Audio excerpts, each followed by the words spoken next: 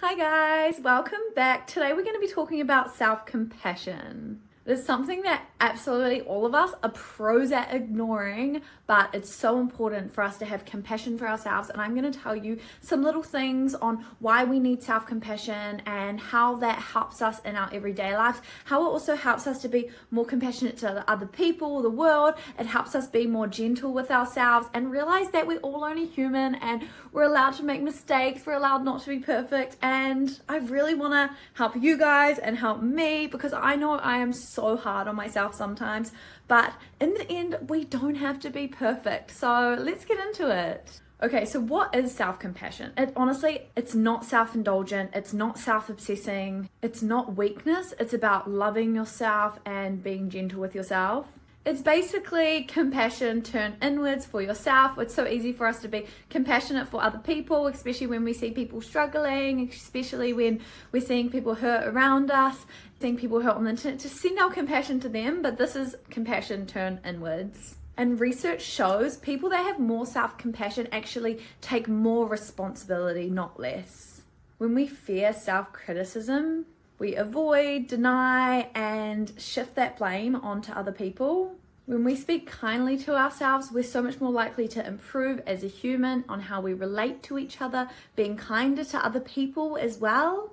So easy when we make a mistake to shift the blame, to not take responsibility, and to avoid it, be like, it's not us. But when we take responsibility for our own actions, that is self-compassion. It is saying, actually, I made a mistake and that's okay, and I'm sorry to myself, whether it was something that we did to ourselves or we did to someone else. We're so much more likely to take responsibility for what we've done and improve and learn, so we can learn not to keep making those same kind of mistakes.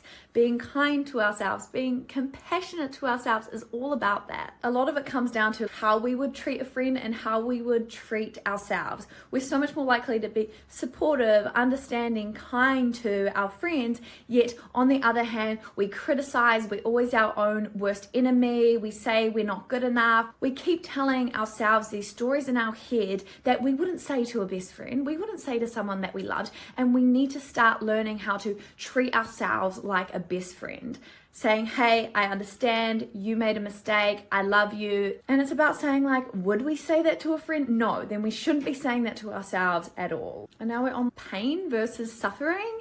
And we do experience those things in our lives. Everyone does. It's a normal human emotion. Pain is something happening in the moment, a rejection, a disappointment, and suffering is telling ourselves that we can't cope, that we're not good enough, and keeping those stories in, which turns that pain into suffering. And when we use self-compassion, it's a way to let that pain stay in that moment and not to let it continuously make us suffer over and over. So Kristen Neff has a lot of examples and help when it comes to self-compassion, whether it's to help you improve as a human in your day-to-day life, to improve your work as a parent and anything like that. She goes into so many different things about how we can turn the pain and notice the suffering and just flip that back around so we can end up having more happiness in our lives. It's about noticing the suffering. It's about hearing those words in our head that we're saying, I can't cope. Those words in our head, I'm feeling anxious, I'm overwhelmed.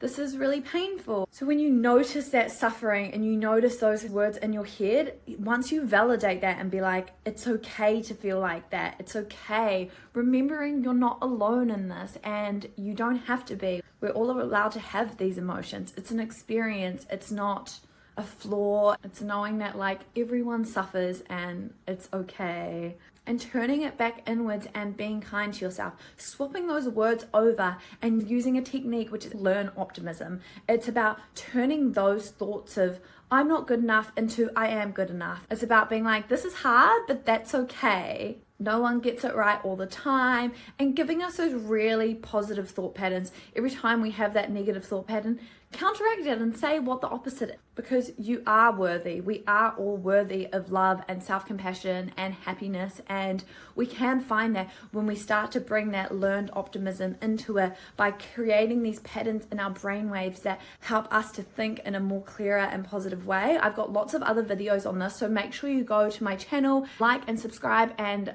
don't miss all these other videos I'm going to bring out on similar topics on how to help you improve your mindset, your life, your happiness, and how we can really step into the next best version of ourselves. And we can be here for ourselves. We can sit with us. We can take a deep breath and we can say, it's all right. You're okay. You're allowed to feel this way as long as you need to. And why self-compassion actually makes us stronger? It reduces our shame and rumination, those thoughts continuously happening in our head. It helps you recover faster when we do have pain. It makes you more emotionally resilient in yourself. And it helps you connect with yourself and others more. When we take away that shame from ourselves, when we take away that feelings of not being good enough, and we tell ourselves we're allowed to be this way, and we're allowed to take things at our own pace, and we're allowed to take one step at a time in the right direction, even if we fuck up along the way. It helps you grow without attacking yourself, bringing this kindness in, being kind to ourselves. And it helps build confidence from a healthy place instead of a fear-based mindset. Thank you so much for coming and hanging out with me today. Self-compassion is the fastest way to improve your happiness, improve your life, be kind to yourself. And this is what I'm really working on at the moment. And so I hope that you guys can work on this and help change these thought patterns in your mind. I also have a great video that goes with this one, so make sure you check it out after this. It's 6 mini habits that will change your life, taking small steps in the right direction, even if it's 5 minutes a day,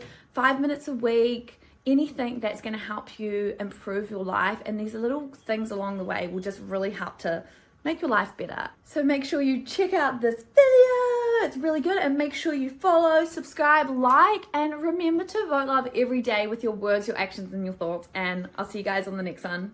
Love you. Bye.